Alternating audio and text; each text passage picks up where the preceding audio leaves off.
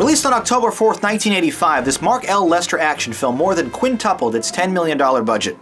Unraveling slowly over the course of 90 minutes, the R-rated story pits Arnold Schwarzenegger, a retired Delta Force operative, awesomely named Colonel John Matrix, against a forgettable army of bad guys who have kidnapped his daughter, Alyssa Milano. Arnold escapes from a commercial airliner and hunts down the bad guys throughout Los Angeles, eventually bringing the action to a blisteringly over-the-top finale at the enemy's tropical island stronghold. Combining head-smashing fistfights and ridiculous gunplay with hilariously memorable one-liners like "I let him go," Lester is fully aware of his silly plot and completely embraces it. One character even remarks on the absurd explosions in action, exclaiming, "I can't believe this macho bullshit." This is the role the 7-time bodybuilding champion was born to play, and despite murdering without remorse, Schwarzenegger moves from scene to scene effortlessly, showing off his impressive oiled-up physique as often as possible. Seeing the 6-foot-tall Austrian shirtless, firing a rocket launcher, snapping necks, and jumping through windows is a true, mindless delight for all fans of awesome action films.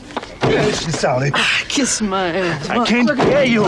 I'll say it a little louder than "get fucked." Listen, loyalty is very touching, but it is not the most important thing in your life right now. But what is important is gravity. I have to remind you, Sally, this is my weak arm.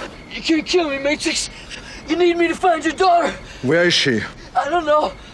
But cook those. I'll take you where I'm supposed to meet her. But you won't. Why not? Because I already know.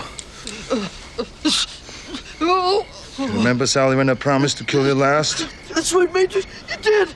I lied.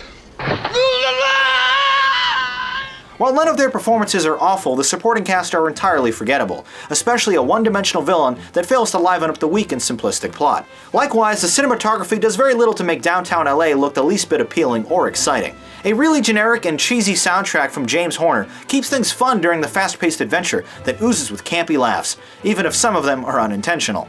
When the body count approaches 3 digits, it's honestly impossible not to smile at the bloody carnage that just unfolded. Unrealistic situations and plot holes run rampant, like how a single man is able to destroy an entire island of trained mercenaries without receiving a single scratch in return, or why murdering a number of baddies in a shopping mall doesn't attract any lasting attention from law enforcement. It all works though, and spectacularly so, because as far as stupid, bloody, explosive action movies go, Commando is entirely ridiculous, but supremely entertaining. Here's what you had to say in the YouTube comments.